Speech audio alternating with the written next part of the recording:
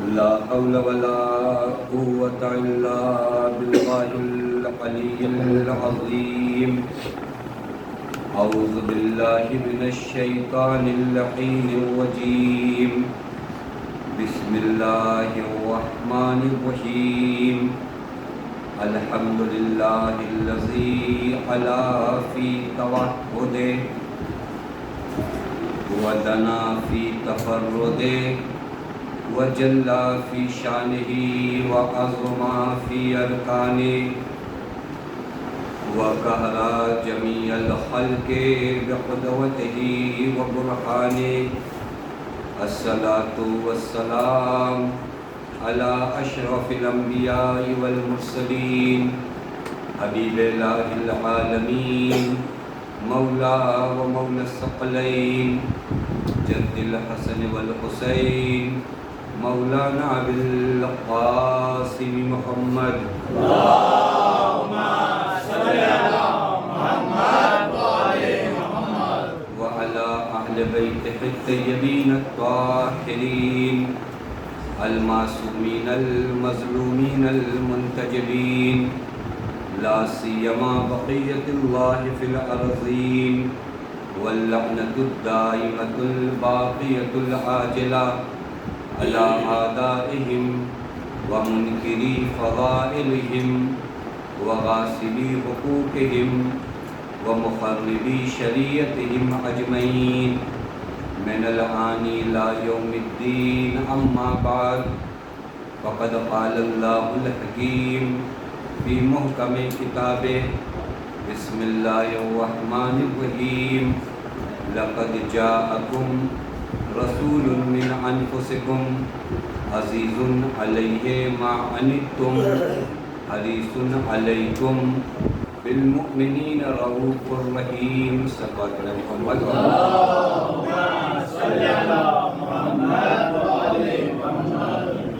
پروردگار عالم کا لاکھ لاکھ شکر ہے اس معبود نے ہمیں اور آپ کو بارگاہ اہل بیت علیہ الصلوۃ والسلام میں حاضر ہونے کا شرف عنایت فرمایا. میں آپ تمام مومنین کی جانب سے بارگاہ مقدس امام زمان اجل اللہ تعالیٰ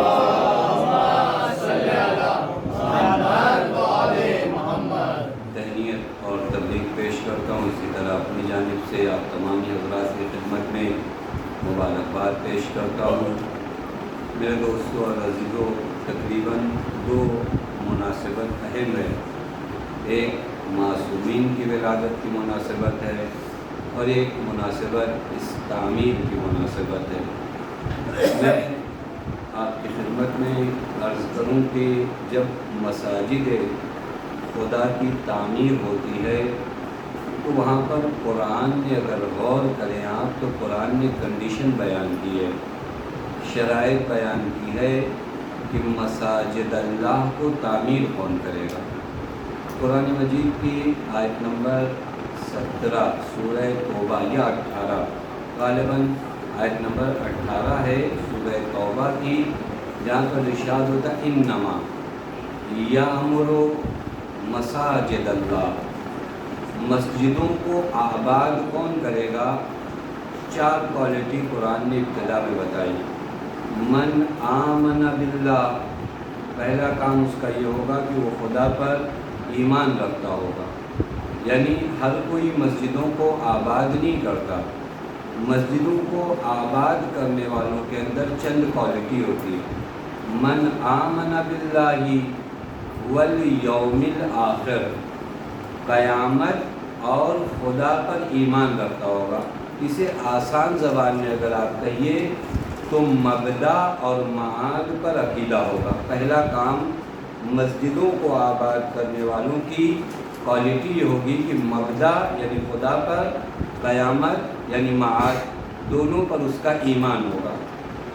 ایمان کے بعد مرحلہ آتا ہے عمل کا. اس آیت کریمہ میں ہر چیز کو بیان کیا تھا. ایمان بھی ہوگا، عمل کا مرحلہ کیا ہوگا؟ وَأَقَامَ الصَّلَاةَ وَآتَ الزَّكَاةَ. یہ قرآن مجید واضح لفظوں میں کہہ رہا ہے. پھر نماز کو قائم بھی کرے گا اور زکوٰۃ بھی دے گا. پھر اس کے بعد قرآن کہتا ہے وَلَمْ يَخْشَىٰ إِلَّا اللَّهُ، وہ خدا کے علاوہ کسی اور سے ڈرے گا نہیں۔ یہ کس کی کوالٹی بیان کر رہا ہے قرآن؟ انما یعمر مساجد اللہ، جو مسجدوں کو کیا کرتے ہیں؟ آباد کرتے ہیں۔ ان کی کوالٹی کیا ہے؟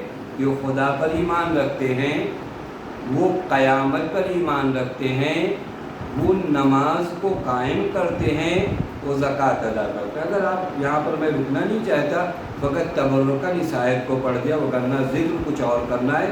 اگر آپ غور فرمائیے، سب سے پہلی چیز تو قرآن مسجدوں کی آبادی چاہ رہا ہے، مسجدوں کو آباد کرنا۔ ہمارے معاشرے میں تھوڑا سے مسجدوں کو آباد کرنے کا معنی ٹائلز، اچھا لائٹ لگا دینا، یہ ایک مرحلہ، یہ اچھا مرحلہ ہے، میں اس کو بالکل غلط نہیں کہتا، یہ ہونا چاہیے۔ جو تمہاری عبادت گاہ ہے، بہترین عبادت گاہ، یہ ایک آباد مادیات ہے۔ پھر آپ مسجدوں کو آباد کیسے کریں گے؟ مسجدوں کی ایک آبادی ہے مومنین کا آنا۔ سوال فرما رہے ہیں، یہ پہلا مرحلہ تھا کہ آپ نے ایک بلڈنگ بنایا، ایک عمارت بنایا، اس کے بعد اس مسجدوں کی آبادی مومنین کے آنے پر، مومنین آئیں، مسجدوں میں آئیں، قرآن کی تلاوت پر۔ آپ کو معلوم ہے واقعہ، میں نے بعض روایت میں دیکھا کہ پیغمبر اکرم نے فرمایا نوّروا بیوتکم بتلاوت القرآن، اپنے گھروں کو روشن کرو، نورانی کرو قرآن کی تلاوت سے۔ ولا تجعلوها القبور، اپنے گھروں کو قبر مت بناؤ۔ کبھی کبھار ہماری پوری کوشش کیا ہوتی ہے، گھر کا کوئی حصہ لائٹ اگر خراب ہو جائے تو تھوڑی دیر میں ہم کہتے ہیں وہ بلب فیوز ہو گیا ہے، اسے چینج کرنا ہے۔ یہ ظاہری روشنی اگر گھر میں تھوڑی دیر نہ ہو تو احساس ہو جاتا ہے، اگر دل کی آنکھیں کھل جائیں نا تو اس گھر کے اندھیرے کا احساس ہوگا جہاں تلاوت قرآن نہ۔ ہمیں وہاں پر بھی روشن کرنا ہے۔ ان مسجدوں کو الحمدللہ خدا خیر دے، جنہوں نے بھی دامے درمے سخنے مدد کیا، کوئی معمولی کام نہیں ہے۔ اور میں ہمیشہ یہ کہتا ہوں کہ ان کا شکریہ ہم ادا ہی نہیں کرتے، کیونکہ ان کو توفیق ملی ہے اللہ تعالیٰ کی جانب سے۔ توجہ فرما رہے ہیں، وہ انعام، بعض لوگ توجہ فرما، میں آپ کی خدمت میں عرض کروں، میں نے مسجد یا امام باڑہ بنوایا، میں انعام کا انتظار نہ کروں، انعام تو تم کو مل گیا۔ توجہ فرما رہے ہیں، انعام تم کو ملا۔ کہا کیا انعام ملا مجھے؟ کہا یہ جو خدا نے اپنا گھر تم سے بنوایا ہے، اس سے بڑا کوئی انعام نہیں ہے۔ ایک صلوات پڑھے محمد وآل محمد،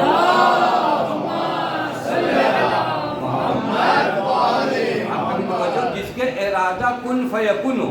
توجہ فرما رہے ہیں، کہے اور کہنا بھی ہماری مجبوری ہے۔ تو جو ہے وہ قول نہیں کہ خدا کہتا ہو جا، یہ ترجمہ ہم کرتے، وہ کرنا یہ مرحلہ بھی نہیں آتا۔ یعنی جہاں پر کام کا ہونا ایسے ہو، وہاں پر خدا کہے تمہیں موقع دیا جائے تم آؤ شعر کرو، تمہیں موقع دیا جائے تم آؤ اس مسجد کی تعمیر کرو۔ بس انعام کا انتظار نہیں کرنا ہے، انعام سب سے بڑا انعام توفیق ہے۔ لہٰذا مسجد تعمیر ہوئی، یہ ایک ایسی جگہ، خدا کی قسم بعض اوقات ہم بعض نعمتوں کو نہیں پہچانتے۔ کبھی کبھار آپ ان لوگوں سے پوچھیں جن کے پاس سینٹر نہیں ہے، جہاں پر مجلسیں نہیں ہو پاتی، چاہتے ہیں لوگ، اور جہاں پر یہ نعمتیں ہوتی ہیں عموماً لوگ جو ہے نعمتوں سے غفلت برتتے ہیں کہ نہیں دیکھا جائے گا، چلا نہیں۔ میرے دوستو عزیزو، خدا کی قسم انہی مساجد، انہی امام بارگاہوں سے آپ تک دین پہنچایا ہوگا نا۔ کون سا ذریعہ تھا؟ آپ مجھے انصاف سے بتائیے نا، کون سا اور ذریعہ تھا؟ کب آپ کی اور ہماری ملاقات ہو رہی ہے؟ کب آپ دین لینے آ رہے ہو؟ لہٰذا یہ وہ جگہ ہے جہاں آباد کرنا ہے۔ ایک چیز اور عرض کروں، آخری جملہ جو آیت کا ہے نا، وہ بھی بہت اہم ہے۔ میں چاہ رہا ہوں پیغمبر اور امام جعفر صادق کے حوالے سے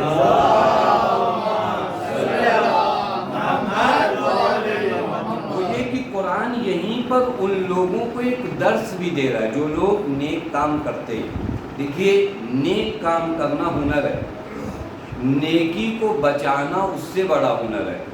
عموماً پہلا مرحلہ ہم کرتے ہیں، دوسرے مرحلے میں ہم نارمل ہو جاتے کہ ارے ہم نے جو مسجد تعمیر کروا دیا، اب ہمارا کیا کہنا ہے، اب ہم ایمبولینس ہو چکے ہیں، اگر 2-4 ایکسیڈنٹ بھی اگر ہم نے کیا تو کچھ فرق نہیں پڑتا۔ لیکن یہ تصور نہ کریے گا، خدا کی قسم یہ نہ کریے گا۔ اسی آیت کریمہ میں جو میں پڑھ رہا تھا نا، یہیں پر قرآن کہتا ہے معلوم ہے کیا، فَعَسَىٰ أُولَٰئِكَ أَن يَكُونُوا مِنَ الْمُهْتَدِينَ۔ بہت عظیم جملہ ہے، میں بس گزر جا رہا ہوں کہ امید ہے وہ لوگ جنہوں نے مسجدوں کو آباد کیا، خدا پر ایمان لے آئے، معاد پر ایمان لے آئے، نماز کو قائم کیا، زکوٰۃ دیا اور خدا سے ڈرتے ہیں، کسی اور سے نہیں ڈرتے، امید ہے کہ وہ لوگ ہدایت پا جائیں گے۔ مطلب سمجھ رہے ہیں قرآن کس جانب متوجہ کرانا چاہ رہا ہے؟ قرآن ایک بیماری سے روکنا چاہ رہا ہے کہ بہت نیک کام کرنے کے بعد کہیں ایسا نہ ہو کہ مومنین کے درمیان جب بیٹھو تو اکڑ کر بیٹھو کہ مجھ جیسا کون ہے۔ یہی مرحلہ اگر آ گیا تو سارا مسئلہ خراب ہو جائے۔ اسی کو بیماری کہتے ہیں، جس کا نام عجب ہے۔ اگر یہ اندر ہو، باہر آ جائے تو اسی بیماری کو تکبر کہتے ہیں۔ توجہ فرمائیں، جب تک اندر اندر سوچو نا کہ میرے جیسا کون۔ معلوم ہے، میں ایک بات عرض کروں، جو بھی بعض چیزیں ہیں وہ دیندار لوگوں کو بتانا پڑتا ہے۔ ہر بیماری سب کو نہیں لگتی نا، بعض بیماری بعض کو لگتی ہے۔ عجب کی بیماری دینداروں کو لگتی ہے۔ میں زیادہ صف اول میں آ کر نماز پڑھوں نا تو مجھے اپنے آپ کو بار بار سمجھانا چاہیے کہ نہیں، میں اپنی وجہ سے نہیں آیا، خدا مجھے یہاں تک لایا۔ یہ بار بار آپ کو سمجھاؤ۔ شیطان آپ کو خوب آئیڈیا بتائے گا، نہیں تمہارے اندر فن تھا، تم بہت بڑے مومن ہو، تمہارے اندر بڑا علم ہے، تم بہت بڑے، یہ شیطان بتائے گا۔ اس کو سمجھاؤ، شیطان کو بتا نہیں میں سمجھ رہا ہوں، میں کچھ بھی نہیں ہوں۔ توجہ فرمائیں، میں نے اکثر مجلسوں میں کہا کہ یہاں تک جو آپ آئے ہو نا، اور یہاں تک جو میں آیا ہوں، نہ آپ اپنے اعمال کی بنیاد پر آئے ہو، نہ میں اپنے اعمال کی بنیاد پر، یہاں جو بھی آیا ہے فضل خدا کی بنیاد پر۔ یہاں جو بھی آیا ہے فضل خدا، وگرنہ ہم کہاں، یہ محفل کہاں، یہ ذکر کہاں۔ آخر واقعی غور کرنے کا مقام ہے۔ ابھی مولانا نے کتنے شہزادی سلام اللہ علیہ آتے ہیں، اب آپ غور کرو کہ وہ جگہ جہاں پر انبیاء آئیں، ملائکہ آئیں، خدا کی قسم آپ جا کے روایت دیکھو، معمولی مت سمجھیے گا۔ میں یہیں پر درخواست کروں کبھی آپ سے، اپنے گھروں کو جو ہے نا ذکر اہل بیت سے خالی مت کرنا۔ کم از کم ہفتے میں 1 مرتبہ حدیث کے ساتھ، ضروری نہیں آپ مولانا بلائیے، ضروری نہیں ہے کوئی مقرر بلائیے، اپنے بچوں کو لے کر بیٹھیے، حدیث کے ساتھ پڑھیے، اس گھر کو پر رونق بنائیے، اس گھر کو کیا کریے، پر رونق بنے۔ میں نے دیکھا ہے بعض عرفا نے ایک گھر میں ایک عارف انٹر ہوئے، داخل ہوئے نا، انہوں نے کہا یہ گھر میں اندھیرا کتنا ہے، تو لوگوں نے سوچا لائٹ کم ہے اور لائٹ جلا دیا۔ کہا نہیں اس گھر میں اندھیرا بہت ہے۔ کہا کہاں اندھیرا ہے؟ کہا ایسا لگتا ہے کہ اس گھر میں قرآن کی تلاوت نہیں ہوتی، اس گھر میں مجلسیں نہیں ہوتی، اس گھر میں اہل بیت کا نام نہیں لیا جاتا۔ وہ گھر جہاں پر نورانیت قرآن نہ ہو، اس گھر میں اہل دل کو گھٹن ہوتی ہے۔ لہذا اپنے بچوں کو اس گھٹن کے ماحول سے آپ کیا کریے، دور کریے۔ الحمدللہ خدا کا شکر ہے، یہاں تک ہم اپنے اعمال کی بنیاد پر نہیں آئے۔ یہ عجب نہیں آنا چاہیے ہمارے وجود میں، یہ عجب و تکبر کی بیماری متدینین کو لگتی۔ میں ایک روایت دیکھ رہے تھے، امام رضا علیہ السلام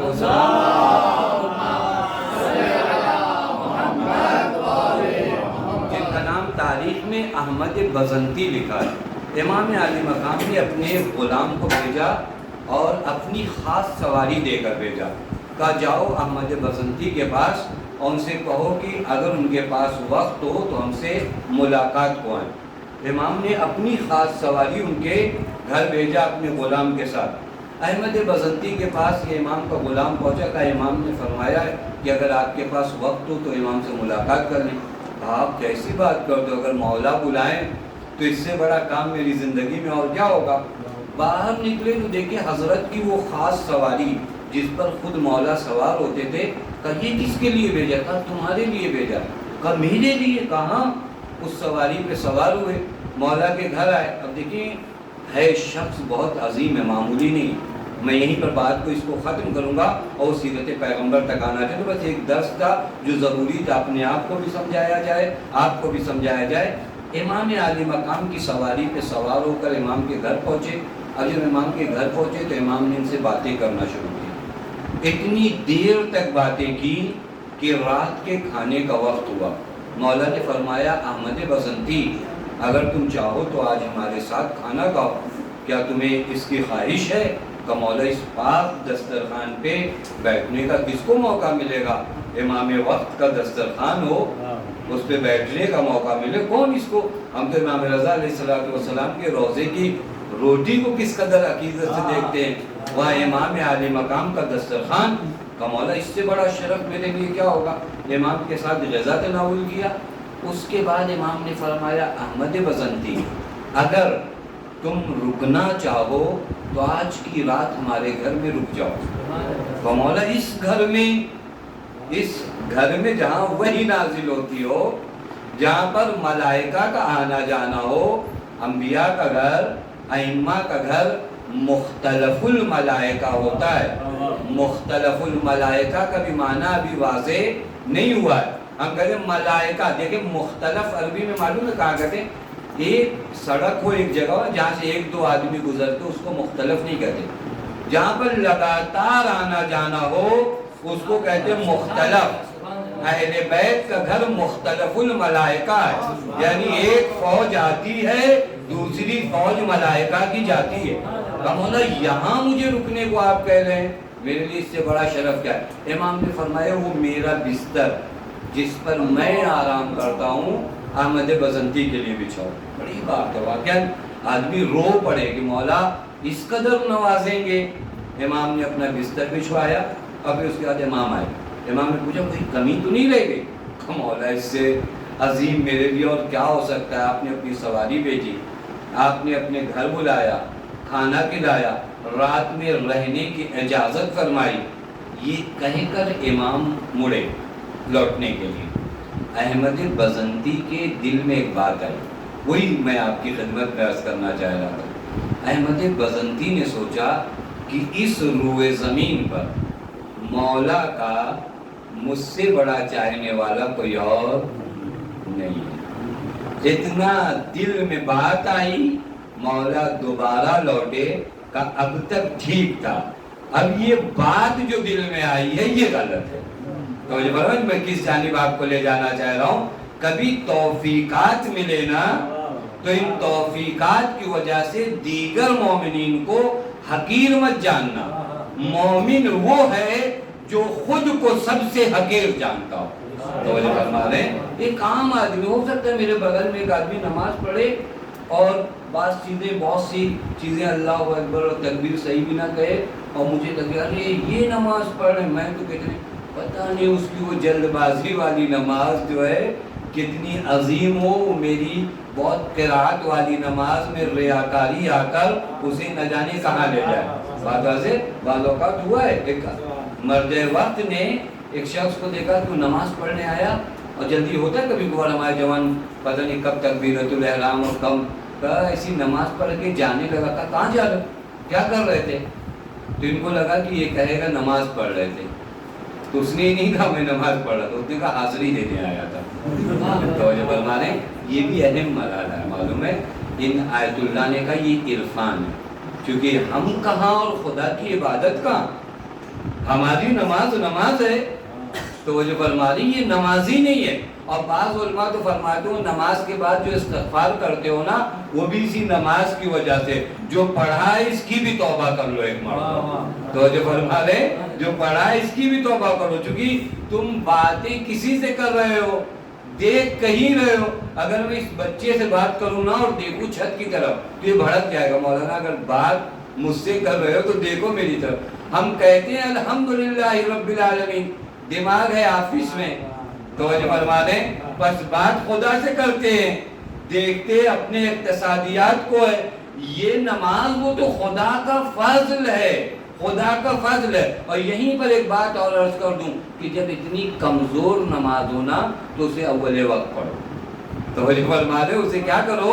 اول وقت پڑھو. کیوں اول وقت پڑھو معلوم ہے؟ یہ اول وقت نماز با امام زمان ہے. کیوں یہ اول وقت نماز کون سی ہے؟ نماز با امام زمان. چونکہ اول وقت کون نماز پڑھے گا؟ امام زمان. اب ہوتا ہے کبھی کبھار آپ نے دیکھا کوئی مضبوط چیز جس میں کشش ہو، کھینچنے کی صلاحیت ہو، نماز امام زمان وَإِلَيْهِ يَسْعَدُ الْكَلِمُ الطَّيِّبُ، وہ ہے کلمہ طیب، اسے اوپر جانا ہے. اب آپ کی یہ کمزور نماز اگر وقت امام زمان میں ہو تو اپنے ساتھ آپ کی نمازوں کو بھی اوپر لے جائے گی. ایک صلوات پڑھے محمد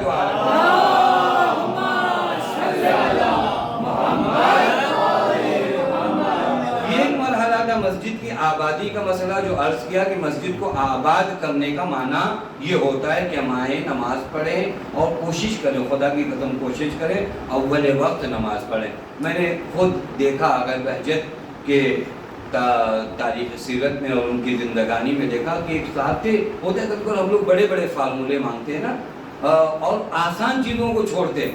ابھی آپ میں سے کوئی بیمار ہو نا، مجھ سے کہے کیا کروں، میں کہوں درود پڑھیے، تو آپ کہو کہ مولانا نے ٹہلا دیا، ان کو کوئی اور دعا نہیں آتی تو انہوں نے درود بتا دی. جبکہ آپ کو معلوم نہیں، آغا بہجت فرماتے ہیں ذکر کی دنیا میں درود سے بڑا کوئی ذکر نہیں.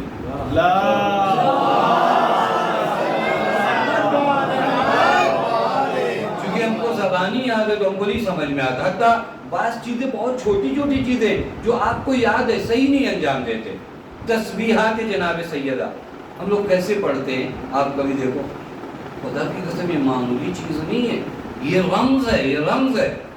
اور حتیٰ میں آپ کی خدمت میں عرض کروں اسے فقط نماز میں نہیں، سوتے وقت بھی اسے پڑھو اور جو مشکلات ہے اس وقت بھی پڑھو. ہم نے نماز میں پڑھنا شروع کیا اور نماز میں بھی ایسا پڑھتے ہیں کہ معلوم نہیں کہ کب اللہ اکبر سے الحمدللہ گئے.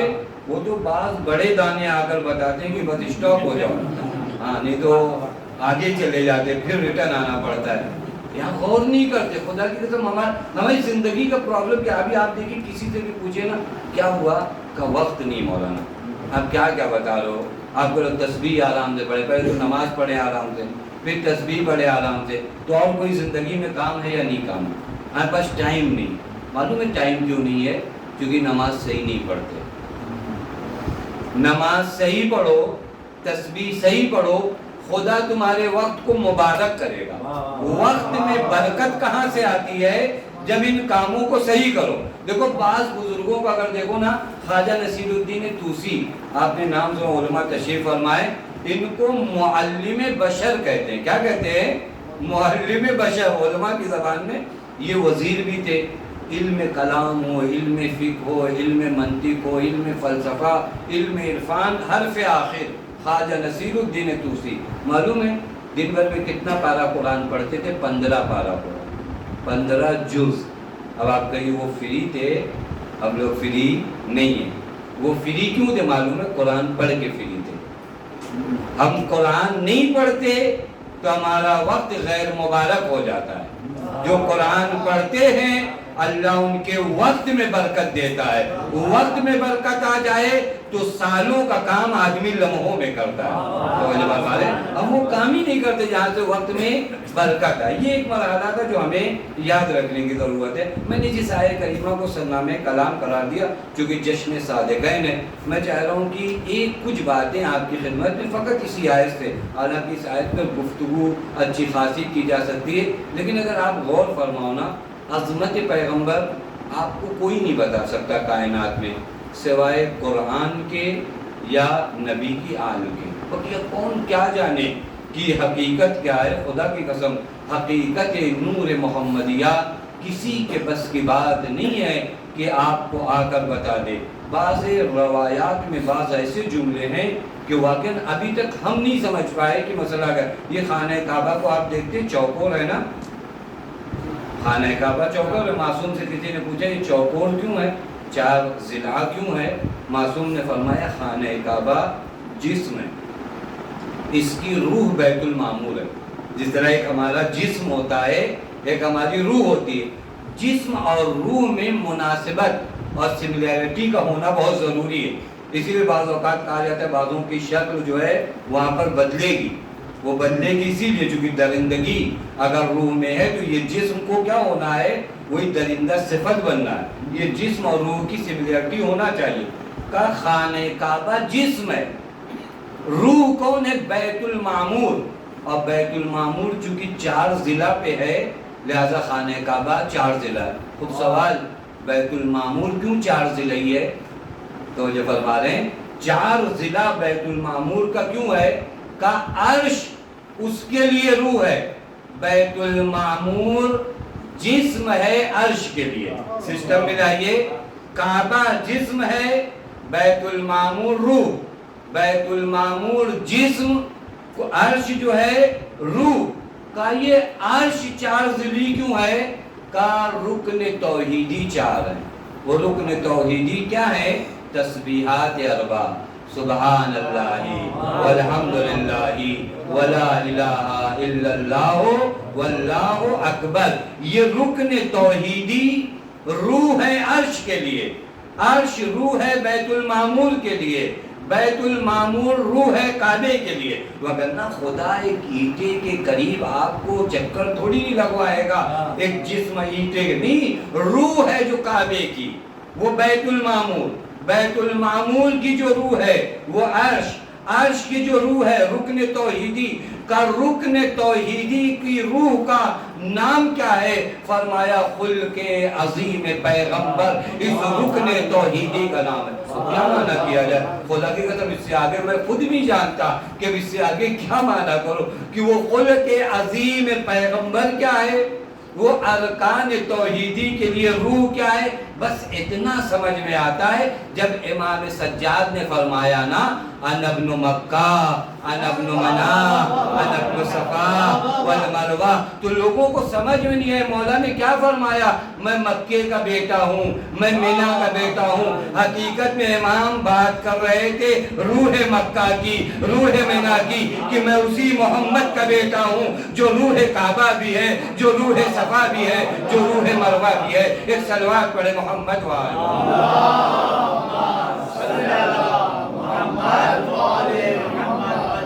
یہ ذات پیغمبر ہے، پیغمبر کی ذات کتنی عظیم ہے معلوم ہے؟ مولا امام جعفر صادق علیہ السلام ایک صحابی ہیں طرائفی، بہت دنوں بعد مولا کی خدمت میں آئے، مولا نے فرمایا کہاں تھے اتنے دنوں تک؟ کہا مولا خداوند متعال نے مجھے ایک بیٹا عنایت فرمایا، اسی وجہ سے آپ کی بارگاہ میں حاضر نہیں ہو پایا۔ امام نے فرمایا وَمَاذَا سَمَّيْتَهُ، تم نے اپنے بیٹے کا نام کیا رکھا؟ دیکھیں یہ اہم ہے کیونکہ معصوم پوچھ رہے ہیں۔ یہ ہمارے یہاں تھوڑا سے ویسٹرن کلچر سے آج کل ایک چیز آئی، ہم لوگ ایسا نام رکھنا چاہتے ہیں جو کسی کو سمجھ میں نہ، نہیں رکھیے، ایسا نام رکھیے جو اہل بیت کا نام ہے، اس نام کو عام کریے، علی و محمد و مرتضیٰ و مجتبیٰ، یہ نام فما احلی اسماءکم، اس سے شیریں نام کہاں سے لاؤ گے؟ اس سے میٹھے نام کوئی ہے؟ اس نام کو عام کرو۔ وہ ایک غلط چیز آئی ہے کہ علی نام کے کتنے ہو جائیں، خوب یہ علی نام سے کسی اور کو تکلیف ہے، آپ تو سوچو کہ پورا عالم علی ہو جائے، آپ کو کس بات کی تکلیف ہے کہ علی نام کے کتنے لوگ ہو جائیں گے؟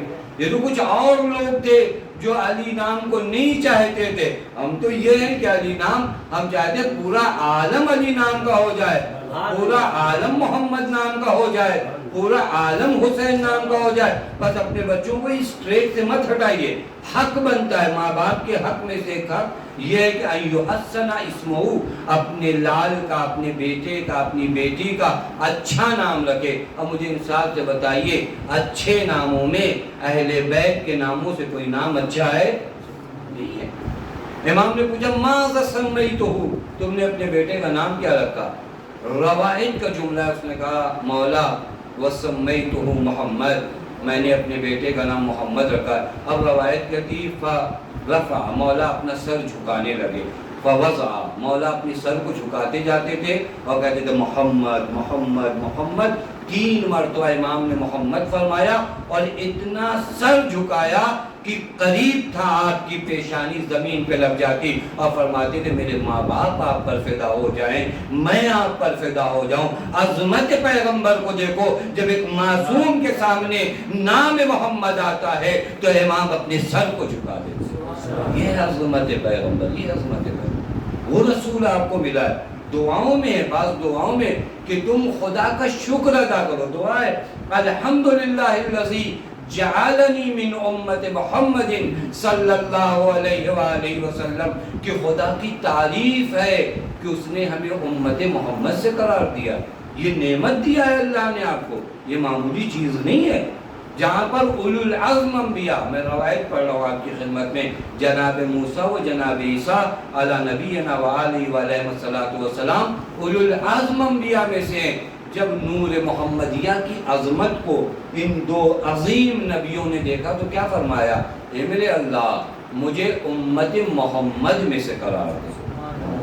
نہیں ہے، یہ خدا نے ہمیں نوازا ہے۔ کون ہے یہ رسول معلوم ہے؟ فقط اس آیت کے ترجمے کو اگر میری زبان میں اتنی تاثیر آ جائے کہ میں احساس کرا پاؤں کہ رسول ہے کون۔ قرآن کہتا ہے لقد جاءکم رسول من انفسکم، تمہاری جانب ایک رسول آیا جو من انفسکم، تم میں سے، تم جیسا نہیں، تو جو بنا تم میں سے ہے۔ اور وہ ہوتا ہے جس کو آپ کو آئیڈیل بنانا ہو نا، انسانوں کے لیے آئیڈیل آپ فرشتہ تھوڑی نہیں بناؤ، تو پھر آئیڈیل کیسا بنے گا؟ تو جو فرما رہے ہیں نمونہ عمل ہے، لقد کان لکم فی رسول اللہ اسوۃ حسنہ، اسوہ حسنہ ہے تو نمونہ عمل کب بنیں گے؟ من انفسکم۔ اور ایک اور اہم چیز ہے معلوم ہے، پیغمبر کے لیے قرآن کہتا ہے من انفسکم بھی ہے، اور لقد من اللہ علی المؤمنین اذ بعث فیہم، فیہم اور من انفسکم علماء بیٹھے ہیں کہ تم میں سے ہیں اور تمہارے درمیان ہیں۔ یعنی پیغمبر کی کوالٹی اور سیرت یہ ہے کہ امت میں پیغمبر نے ظاہری مرحلوں میں کوئی امتیاز نہیں رکھا، اور یہ مجھ جیسے مبلغین کو ایک درس ہے۔ اگر تم آ کر امت کے درمیان سیرت پیغمبر بیان کرنا چاہتے ہو، دین پہنچانا چاہتے ہو، تو الگ کرسی بنا کر اپنے آپ کا بت مت بناؤ اور درمیان امت تو ہمارے ہم ایک الگ بت بنا کر بیٹھ جائے نہیں ہوتا ہے۔ وہ پھر اس کے بعد پبلک کو بھی یہ سمجھنا آتا ہے جس مولانا کے پاس جتنی سیکورٹی ہو وہ اتنے بڑے مولانا نہیں ہونا چاہیے، نہیں ہونا چاہیے۔ خدا کی قسم اگر میں یہاں سے مجلس پڑھ کر اٹھوں آپ کو سوال کرنے کا حق ہو، یہ بانی نہ روکی کسی کو کہ نہیں ہمارے مولانا سے کوئی سوال نہ کرے، ان کی بڑی بے عزتی ہو جائے گی۔ کیوں بے عزتی ہو جائے گی؟ مولانا یہاں سلونی کا دعویٰ کرنے تھوڑی نہیں آئے، سلونی کا دعویٰ فقط آل نبی پہ جچتا ہے، اس کے علاوہ جس نے کیا وہ جھوٹا ہے۔ بہت سی باتیں کیا یوں کہوں کہ بہت کم باتیں جانتے ہیں، بہت باتیں ہم جیسے لوگ نہیں جانتے، لہذا بہت سی باتیں آپ کے دل میں سوال ہوگا، حق بنتا ہے آ کے پوچھنے کا۔ آپ وہ ایریا معین مت کرو، خدا کی قسم آپ مشخص نہیں ہٹو بچو، نہیں، ان کو ان کے درمیان ہونا چاہیے۔ آپ تاریخ اٹھا کر دیکھیے پیغمبر جب بیٹھتے تھے نا، بیٹھنے کا انداز جو تھا، کبھی پیغمبر کی بیٹھک جو ہوتی تھی گول دائرے میں ہوتی تھی۔ کیسے ہوتی تھی؟ دائرہ گول۔ اگر ایسے آپ بیٹھے نا تو لامحالہ ایک مجلس میں ایک صدر مجلس بن جاتی نا، یہاں سے آپ بیٹھے بیچ میں بیٹھ گیا، یہ صدر مجلس۔ گول دائرہ اگر آپ بنا کر بیٹھو نا تو گول دائرے میں کہیں صدر مجلس نہیں ہوتی ہے، پیغمبر کی نشست ایسے ہوتی تھی۔ بس اگر ہم بھی اسلامی نشست کرنا چاہیں تو ایسا گول دائرہ بنائیں کہ ظاہری نشست میں کوئی امتیاز نہ ہو۔ یہ سیرت پیغمبر، یہ سیرت خدا کی قسم، یہ سیرت پیغمبر نہیں بیان ہوتی۔ پیغمبر میں نے ایک روایت دیکھا، ایک عرب آیا پیغمبر کے حضور میں، چونکہ ابوہت معنوی تو تھی نا۔ دیکھیں جب آپ نا، بعض لوگ سمجھتے ہیں کہ ہم تھوڑا روب میں بولیں گے تو لوگ ڈریں گے، ٹھیک ہے، ظالم سے ہر آدمی ڈرتا ہے نا، ظالم کے ظلم سے ڈرنے کے بعد کوئی بہت بڑی بات ہم اس پر نہیں، آپ کی ابوہت لوگوں کو آپ کے سامنے لکنت پہ لا جائے، یہ امتیاز ہے۔ ایک عرب آیا نا پیغمبر کو، اس نے دیکھا کانپ رہا تھا پیغمبر کے سامنے، زبان نہیں کھل رہی تھی۔ روایت کا جملہ ہے کہ پیغمبر اٹھے فوراً اس کو گلے سے لگائے، لیکن نارمل کرنا ہوتا ہے۔ ہم آ کر اور بڑی بڑی باتیں، اس کی ہمت نہیں پڑی ہمارے سامنے بات کرنے کی۔ پیغمبر اٹھے، پیغمبر نے گلے سے لگایا، کہا بھی نہ لئی، کہا آرام ہو، کیوں اتنا ڈر رہے؟ لستو بملکین، میں کوئی بادشاہ تھوڑی نہیں ہوں، انا عبد من عبید اللہ، میں بھی خدا کے بندوں میں سے ایک بندہ ہوں۔ کیونکہ ہم کو لگتا ہے کہ ہمارا اگر ٹریٹمنٹ الگ ہو تب ہم بڑے ہوئے، پیغمبر جنہیں خدا نے ممتاز رکھا، لیکن فرماتے انا عبد من عبید اللہ، گھبراتے کیوں؟ میں بھی خدا کے بندوں میں سے بندہ ہوں۔ لستو بملکین، میں ملک نہیں ہوں، میں بادشاہ نہیں ہوں۔ وہ بادشاہوں والی سیرت ہم سے مت اپناؤ، ہم سے نارمل بات کرو، باتیں کرو۔ خدا کی قسم یہ اس قدر مہربان رؤوف پیغمبر ہے کہ کلیجے سے لگاتا ہے، دل سے لگاتا ہے، حتیٰ بعض کفار کے لیے اپنی رضا بچھا دیتا ہے کہ تم اپنے قبیلے کے سردار ہو تو میری رضا پر بیٹھو۔ اب ہم نے کیا، ہم بہت دور ہیں، ہم اس سیرت پیغمبر سے بہت دور ہیں۔ لَقَدْ جَاءَكُمْ رَسُولٌ مِّنْ أَنفُسِكُمْ، اس کے بعد اس رسول کی خاصیت کیا ہے؟ فقط اسی ایک حید پہ اشرا ہونا چاہیے، عزیز علیہ ما عنتم، اگر تم مشکلات سے دوچار ہوتے ہو نا تو تمہارا نبی تڑپتا ہے۔ میں آسان ترجمہ کروں، سخت ہے نبی کے لیے، چاہے مالی مشکل ہو آپ کو، چاہے دینی مشکل ہو، جب بھی امت پر کوئی مشکل آتی نبی تڑپتے، نبی تڑپتے، نبی سے دیکھا نہیں جاتا۔ عزیز علیہ، بعض روایت اگر آپ دیکھیے نا، جب پیغمبر لوگوں کو تبلیغ کرتے تھے اور لوگ نہیں آتے تھے پیغمبر کی جانب، دیکھیں ابھی میں 1 گھنٹے کی تقریر کروں ہوتا ہے، ہم سیرت پیغمبر سے دور کتنا ہے۔ میں 1 گھنٹے کی تقریر کر کے جاؤں کو جھوٹ نہ بولیے، شراب نہ پیجیے اور یہ نہ کیجیے اور آپ عمل نہ کرو، تو میں کبھی بھی اپنے اوپر نہیں لیتا کہ مجھ سے بیان میں کچھ غلطی ہوئی ہوگی، میری زبان میں کوئی تاثیر نہیں رہی ہوگی۔ نہیں یہ لوگ ہیں ایسے ہی، ان کے کان پہ جو نہیں دیکھتی۔ دیکھیں ہم یہ ہماری تبلیغ کا انداز ہے۔ روایت جا کر پڑھیے آپ، پیغمبر تبلیغ کرتے تھے، جب لوگوں پہ اثر نہیں ہوتا تھا، طے شدہ بات ہے کہ پیغمبر کی زبان سے زیادہ تاثیر کوئی نہیں ہے۔ اس کے بعد پیغمبر آتے تھے، رات رات بھر عبادت کرتے تھے تاکہ پروردگار عالم اور نورانیت عطا کرے، تاکہ اب جب میں تبلیغ کروں تو لوگ جذب ہو کر آئیں۔ کہاں سیرت پائی گیا؟ اور یہیں پر آ کر قرآن کا کہ میرے حبیب، ہم نے قرآن اس وجہ سے تھوڑی نہیں نازل کیا ہے کہ آپ مشقت میں پڑ جائیے۔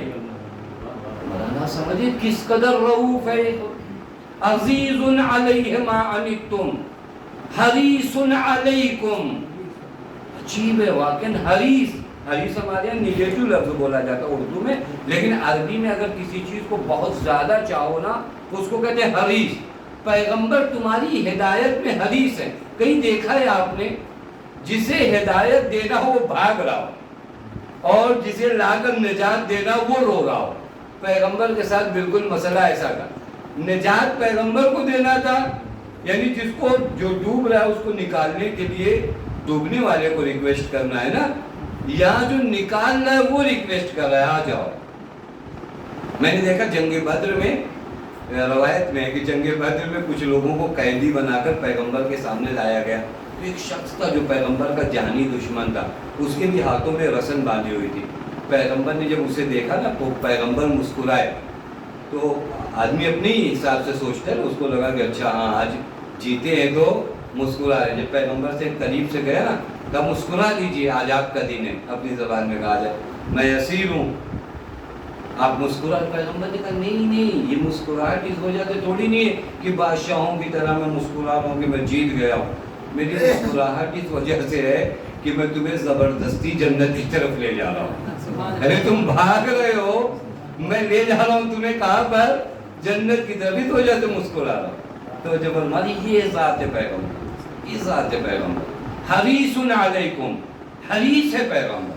پیغمبر چاہتے ہیں نجات پا جاؤ، پیغمبر چاہتے ہیں ہدایت پا جاؤ۔ اب دیکھ لو تاریخ پڑھو، یہ سیرت پیغمبر بیان نہیں کی گئی ہے، خدا کی قسم اس سیرت پیغمبر کو آپ دیکھ لیں، پیغمبر کا رابطہ ایک بادشاہ اور رعایا والا تھا ہی نہیں۔ پیغمبر کا رابطہ رحمانیت، چونکہ جلوہ رحمانیت پیغمبر خدا جو ہے کون ہے؟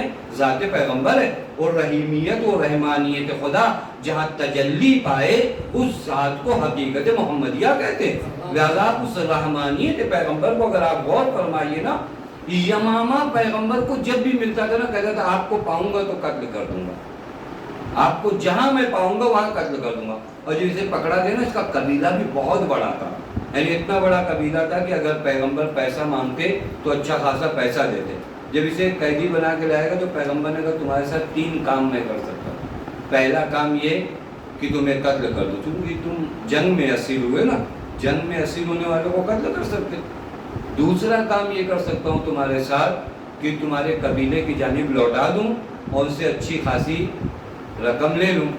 تو بعض روایت میں بھی کچھ لوگ کھڑے ہوئے کہا پیغمبر یہ دوسرا والا آپشن ٹھیک ہے، چونکہ بعض لوگوں کو ہے کہ انکم ہو کہیں سے بھی، کہیے بس تیسرا والا رہنے دیجیے، یہی دوسرا والا جو ہے ٹھیک ہے۔ پیغمبر نے فرمایا نہیں، ایک تیسرا راستہ بھی ہے کہ میں تمہیں آزاد کر دوں۔ یوں ہی جو قیدی تھا اسے یقین نہیں ہو رہا تھا کہ میں آزاد، پیغمبر نے کہا آزاد کہا جاؤں، کہا جاؤ، جو فرما رہے ہیں اسے یقین نہیں، کہا میں سچ میں جاؤں، کہاں جاؤ، آزاد کر دیا۔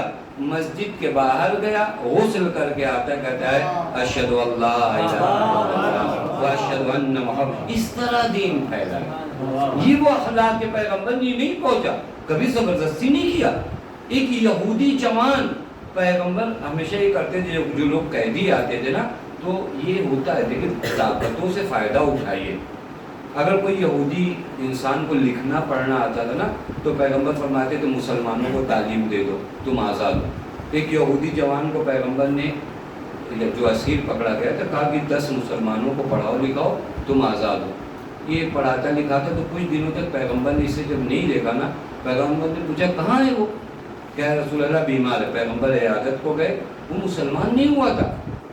پیغمبر نے کہا کہ تم نے بڑی خدمت کی ہے ہماری، میں چاہتا ہوں تمہیں صلہ دینا، صلہ یہ دینا چاہتا ہوں تم کلمہ پڑھ لو، تمہارا آخری وقت ہے۔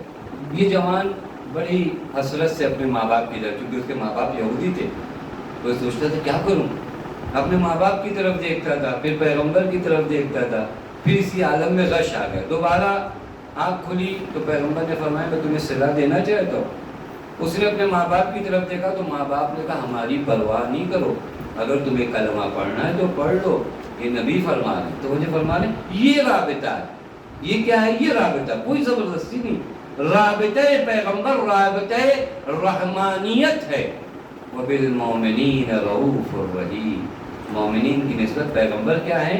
مہربان، مہربانی پیغمبر۔ بتاؤں آپ کو، روایت میں ملتا ہے کہ پیغمبر نے دعا کیا پروردگار عالم سے، میرے اللہ جب میری امت کا حساب لینا نا تو اس طرح لینا کہ کوئی اور نہ ہو، صرف میں رہوں اور تو رہے، صرف میں رہوں اور تو رہے، تاکہ میری امت شرمندہ نہ ہو۔ پروردگار عالم نے کہا حبیبی انا عرف، اگر تم رؤوف ہو،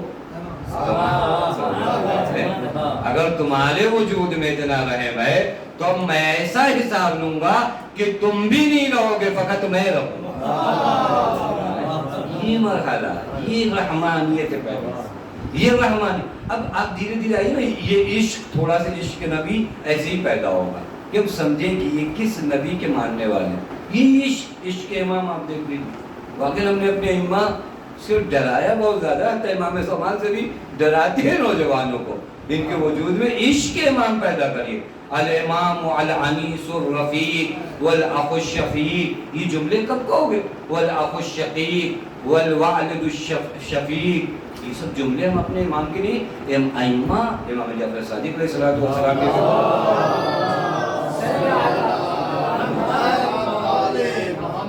کہ ہم اپنے ائمہ کو بھی نہیں پہچانتے، خدا کی قسم وہ عشق نہیں پیدا ہوتا ہمارے وجود میں۔ ہم اپنے جوانوں امام آئیں گے تو ایسا کریں نہیں، الامام الانیس الرفیق، امام مہربان دوست کی طرح ہے، والاخ الشقیق سگے بھائی کی طرح ہے، والوالد الشفیق مہربان باپ کی طرح ہے، والام البرہ بالولد الصغیر اس مہربان ماں کی طرح ہے، جس کا بیٹا بھی چھوٹا ہو. آپ نے دیکھا ہے ماں کا بیٹا اگر چھوٹا ہو تو ماں کو پورا ہم و غم کیا ہوتا ہے. ماں کو کوئی پوچھے کہ فلاں جگہ یہ ہو رہا ہے یہ ہو رہا ہے، ماں کو کوئی خبر نہیں. وہ اپنے بیٹے کو جب بخار میں دیکھتی ہے نا تو اس کو لگتا ہے کہ ارے بس یہ میرا بیٹا شفا پا جائے. امام بھی جب اپنے چاہنے والوں کو گناہوں کی بیماری میں دیکھتے ہیں نا تو ماں کی طرح تیمارداری کرتے ہیں. اس طرح ہے. چھٹے امام کے زمانے میں ایک روایت ہے، امام کے ایک صحابی ہیں، وہ کہتے ہیں کہ میں مولا کے ساتھ جا رہا تھا راستے میں، یونس نام ہے ان کا، تو راستے میں مولا کے ساتھ جا رہا تھا. اسی اسنا میں مولا نے فرمایا یونس ہمارے گھر جاؤ، ہمارے اہل بیت میں سے کوئی آیا ہے تم جا کر اس کی میزبانی کرو. ہمارے اہل بیت میں سے کوئی آیا ہے ہمارے گھر، تم جا کر اس کی میزبانی کرو. یونس کہتے ہیں میں دوڑ کر پہنچا مولا کے گھر. میں نے دیکھا کہ عیسیٰ ابن عبداللہ قمی، قم جو ایران کا شہر ہے نا، تو وہاں سے ایک شخص آیا تھا مولا سے ملنے کے لیے. مولا نے کیا کہہ کے بھیجا تھا؟ ہمارے اہل بیت میں سے کوئی ہے. اور مجھے بہت تعجب ہوا کہ یہ تو سید بھی نہیں ہے، سید تو چھوڑو یہ عرب بھی نہیں ہے، یہ ایران سے آیا ہوا آدمی. امام کیا فرماتے کہ ہمارے اہل بیت میں سے آیا. اور ظاہر سی بات ہے امام جھوٹ تو نہیں بولیں گے. کہ میرے دل میں یہ تھا کہ سمجھ میں نہیں آ رہا تھا. دیکھیں یہ بھی ایک بات بریکٹ میں رکھی ہے ذہن میں، بعض چیزیں تو سمجھ میں نہیں آتی نا اس کا انکار مت کرو، تھوڑا سا انتظار کرو. ہم کو نہیں سمجھ میں آتا ہم انکار کر دیتے. اسے نہیں سمجھ میں آیا کہ کیسے یہ اہل بیت میں سے، امام کے خاندان میں سے کیسے ہو گیا یہ، امام کے اہل بیت میں سے کیسے، یہ تو سید بھی نہیں ہے، یہ ایرانی ہے، عرب بھی نہیں ہے. میں اسی چکر میں تھا کہ کیا وجہ ہے. امام جب گھر آئے نا تو امام نے میرے دل کے حال کو جان لیا. میں نے امام سے کچھ کہا نہیں. امام نے فرمایا کیا سوچ رہے ہو کہ کیسے ہمارے اہل بیت میں سے ہوا من شیعتنا، ہمارے چاہنے والوں میں سے ہوا من اہل بیتنا حیا و میتا، اگر کوئی ہمارا چاہنے والا ہے تو زندگی میں بھی اور مرنے کے بعد بھی اس کا تعلق ہم اہل بیت سے. اتنے شفیق ہے یہ حضرات، اتنے مہربان ہے یہ حضرات.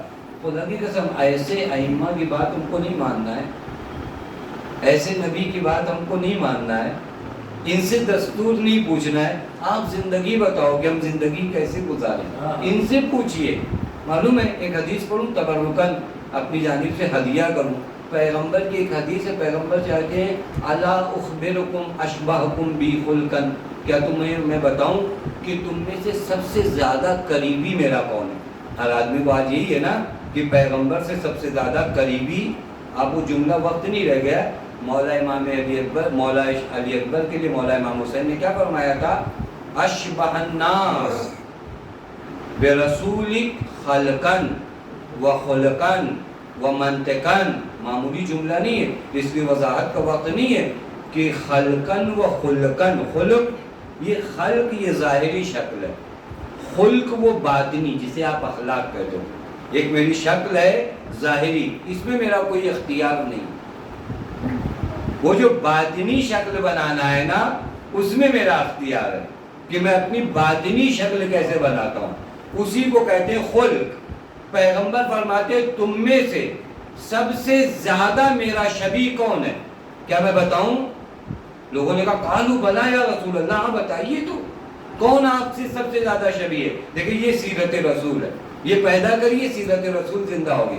پیغمبر فرماتے ہیں 4 کوالٹی اگر کسی میں ہو جائے تو سب سے زیادہ میرا شبیہ ہے. وہ شبیہ ہے پیغمبر. آج جشن پیغمبر کر رہے ہو، شبیہ ہے پیغمبر کیسے بنو گے؟ 4 چیزیں پیدا کرو. احسنکم خلقا و اعظمکم علما و ابرکم بقوابتک و اشدکم لنفسہ انصافا. یہ 4 کوالٹی اگر تم میں پیدا ہو جائے، سب سے اچھا اخلاق، سب سے زیادہ پیغمبر کے قریبی، سب سے زیادہ علم. یہ ہمارے معاشرے میں کہیں پہ بھی نہیں. اب تو اپنے دوست کو بھی اگر وہ کوئی گالی بک دے اور وہ چپ چاپ چلا، ارے ڈر گئے تھے، ہم یہ پرموٹ کرتے، گھبرا گئے تھے، تمہیں اس نے کہہ دیا، تم نے مارا نہیں.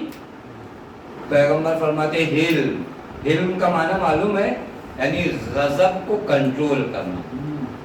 جتنا جس کو اپنے غضب پر کنٹرول ہوگا پیغمبر فرماتے ہو مجھ سے قریب ہے. اب یہ سیرت پیغمبر ہے ہمارے یہاں نہیں ہے.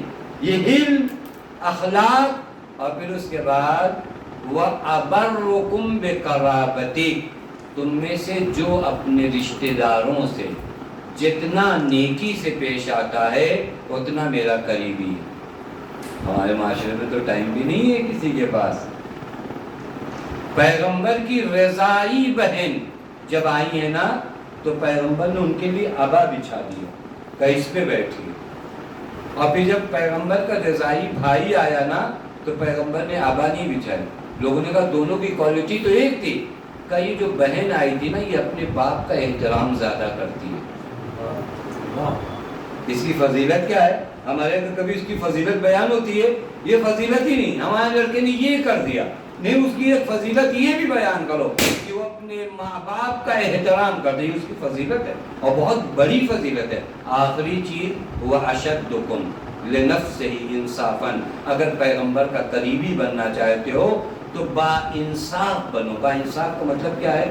مجھے نہیں پسند ہے کہ میں جاؤں تو کوئی مجھے برا کہے، اسی طرح دوسرے کے لیے بھی یہی سوچو کہ وہ دوسرا بھی جائے تو اسے برا نہیں. مجھے نہیں پسند ہے کہ کوئی میری توہین کرے تو مجھے بھی کسی کی توہین کا حاصل نہیں ہو. مجھے نہیں پسند ہے کوئی میری غیبت کرے تو مجھے بھی کسی کی غیبت کا حق نہیں. یہ چار کوالٹی اگر ہمارے اندر پیدا ہو جائے، اخلاق، علم، رشتہ داروں کے ساتھ نیکی، اور یہاں پہ یہ بات بریکٹ میں رکھیے گا، جب رشتہ داروں کے ساتھ نیکی ہے تو پھر ماں باپ کے ساتھ توجہ فرما رہے ہیں.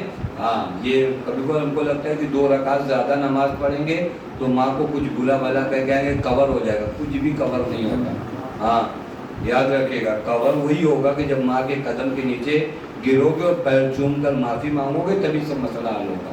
یہ آپ کی خدمت میں عرض کر دوں، ایسا نہیں ہو تو 2-4 مجلس میں ایکسٹرا آ جاؤ گے اور ماں کی توہین کرو گے تو کور ہوگا. کچھ بھی نہیں. وہ ماں کے پاس جاؤ.